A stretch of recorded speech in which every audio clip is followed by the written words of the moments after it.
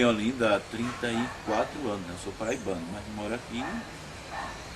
E assim, Olinda para mim é o resumo do que eu sou enquanto identidade brasileira, nordestina, e fiz história, arqueologia. Eu trabalho com arqueologia, mas a arqueologia pré-histórica eu gosto mais na universidade, né, federal. Tem um projeto, uma região do Seridó, do Rio Grande do Norte. E sou funcionário da Prefeitura de Olinda. Agora aqui o meu trabalho é na área de preservação, não só, menos a preservação física, quer dizer, preservação material, pedra e cal, mas a preservação, assim, a memória da cidade. E uma das coisas assim que sempre eu tive uma preocupação é que é impressionante, mas aqui as pessoas falam Olinda, tal, mas ninguém sabe o que foi Olinda, não viu Olinda, porque Olinda, Portugal se lançou ao mar na época das descobertas. Não foi por mera curiosidade, não foi por. É porque era uma necessidade de expansão do Ocidente naquela época. E quer dizer, a América foi descoberta. Quando a América foi descoberta por Colombo, já era uma coisa, já era um intento de Portugal, era mais ou menos um segredo de Estado que foi furado, essa coisa toda, tanto é que 2 anos depois do descobrimento da América teve o Tratado de Tordesilhas, né? O Cabral chegou aqui já fazia 6 anos que sabia que isso aqui existia. Quando chega aqui, o que é que tem? Um continente cheio de floresta, de índios, de bichos, de insetos. Quer dizer, era um luxuriante paraíso tropical. E eles tinham que construir aqui um pedaço do Ocidente. Tinha lá. E aí nesse momento, no caso Olinda, 1535, quer dizer, o Brasil começa a ser colonizado mesmo em 1530, quando já fica complicado, dominação portuguesa no Oriente e tal, tinha que se construir. Não é como hoje, que você pega um avião, atravessa o oceano, desce, pega um táxi, vai no hotel, resolve o que quer e volta. Você se lançava ao desconhecido. E uma casca de nós atravessava boiando o Atlântico. Quando chegava aqui, você descia na praia. E aí? Aí você tinha que convencer os índios a lhe receberem. Depois você tinha que construir alguma coisa para se abrigar. E a partir dali você tinha que conquistar o resto. Para você conquistar o resto, essa coisa que você fez ali não podia ser uma morada improvisada. Aí você tinha que ter uma administração, pessoas que cuidassem de fazer sapato, de fazer casa, de fazer porta, de fazer roupa. Então você tinha construir uma cidade, a primeira grande cidade importante, de onde você partia para fazer o resto. A partir de Olinda se foi conquistando o resto do território. Quer dizer, Olinda estava aqui em cima e descia a costa do Brasil até Uruguai depois, né? A colônia do Sacramento, que era no Uruguai, de frente já para Buenos Aires, de um lado do Rio da Prata, e Buenos Aires do outro lado. E para o norte você ia até onde? Até o meridiano, que era no Oiapoque, ali pelo Amapá, mas depois expandiu mais. Então era uma costa muito grande para ser protegida por Olinda só, porque as outras capitanias não deram certo. A primeira cidade é São Vicente, né? Teve outras também, mas nenhuma teve a importância de Olinda, por conta de que aqui estava Duarte Coelho, que era um cara, um homem da Renascença, um conquistador, e que levou a sério essa empreitada de vir construir uma outra parte do Ocidente aqui. Duas capitanias que deram certo foram Pernambuco e São Vicente, que é São Paulo. Mas isso é uma besteira, São Vicente. São Paulo veio dar certo no século XIX.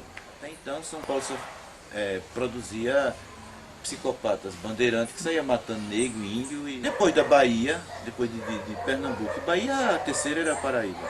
Tanto é que também tem uma cidade barroca que ninguém nem presta atenção, mas não, essa mesma marca que tem em Salvador, que tem em Pernambuco, tem uma pessoa em menor escala, porque em 1535 é construída Olinda, mas se vê logo. E Olinda era uma parte também, era como se fosse uma parte da corte portuguesa aqui, do Estado, era o Estado português aqui, era o aparato estatal português aqui. Logo de início se vê que Olinda não vai dar conta dessa costa inteira. Ela funcionava como se fosse a capital, era chamada a cidade cabeça do Brasil. Isso é loucura que tem que ter uma capital mais abaixo. Então, Salvador nasce de uma elucubração do governo, da corte, do Estado português, que era Lisboa, Olinda. Não, tem que ter uma cidade mais abaixo. E Salvador é construída já para ser a primeira capital, a capital mesmo, em 1549. Quer dizer, quando isso aqui, já, a cidade de Olinda já estava estabelecida. Você tinha aqui, tinha que produzir para sustentar isso uma coisa que fosse importante para a economia do mundo, que era, no caso, no momento, era o açúcar, que tinha importância na época, como mais ou menos o petróleo tem hoje. E do porto de Olinda, que é hoje a cidade do Recife, era um dos portos mais importantes do mundo. Olinda era uma das cidades mais ricas do mundo, porque daqui saía o grosso do açúcar, da Bahia também. O açúcar que era produzido na Paraíba vinha, escoava por aqui. Era o elemento que movia a economia, né, básico. Os grandes fidalgos vinham para cá, e também o governo português não ia fazer essa concessão a um pé rapado qualquer, né? Tinha que ser alguém que já tivesse experiência de luta, de guerra, ou tivesse... E no caso eles vinham para cá, tinham que tomar dele emprestado, que era uma coisa terceirizada. Era o início do capital, do capitalismo. E os holandeses financiavam o tráfico de escravos, financiavam a instalação dos engenhos, financiavam as empreitadas, a caravela, essa coisa toda, e compravam o açúcar. O açúcar bruto era refinado lá. O açúcar era refinado na Europa a partir de lá, distribuído a partir de lá. Isso funcionou mais ou menos até Dom Sebastião, foi aquela doideira dele, aquela cruzada já sem sentido, que vai para o norte da África e morre sem deixar herdeiro, né? Filipe II, que era primo deles, não, agora Portugal e as colônias, ele era o herdeiro, vai ser rei. Era Filipe II em Espanha, Filipe I em Portugal, e aí, como ele vivia em guerra com os Países Baixos, não deixa mais, né? E ter a transação comercial que tinha. A Holanda, que era os Países Baixos, organizam duas companhias de comércio, a Companhia das Índias Orientais e das Índias Ocidentais, as orientais para ir retomar no Oriente o que eles investiram e aqui também, o que eles tinham investido aqui. Em 1500, o que é que tinha? Eram dois universos antagônicos, diferentes, né? Você tinha o universo indígena, com toda a concepção de mundo, um imaginário completamente diferente do europeu que chega do português. Mas quando os holandeses chegam 100 anos depois, eles já encontram uma parte do Ocidente estabelecida aqui.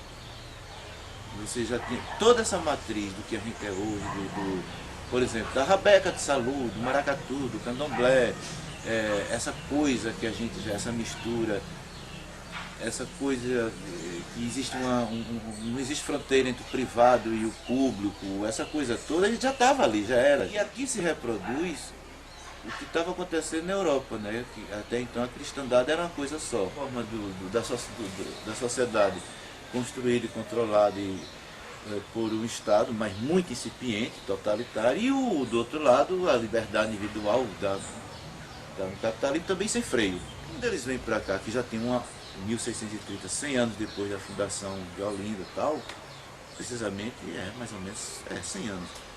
Eles encontram aqui já o ocidente deles aqui, tropicalizado, mais caótico, mais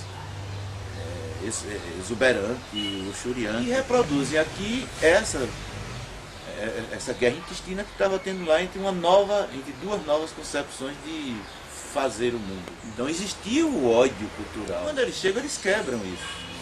Todas as instituições que estavam estabelecidas são destruídas e ele não coloca nada. Ele coloca uma Câmara de Vereadores no lugar. Mas não recoloca essa coisa em toda essa dimensão, até porque essa dimensão católica, que era permissiva, que tinha o negro, o índio, essa coisa toda, essa coisa carnavalizada que nós somos, barroco, isso para eles também era absurdo. Passou por tudo isso. Olinda foi incendiado em 1631, né? E Maurício Nassau chega, mas ele gera desconfiança para a própria Companhia das Índias. Diz, esse cara quer passar a perna na gente. Então tira o Maurício Nassau. É pior a situação. Aquela coisa grosseira da companhia que quer o dinheiro e acabou. E o pessoal tinha passado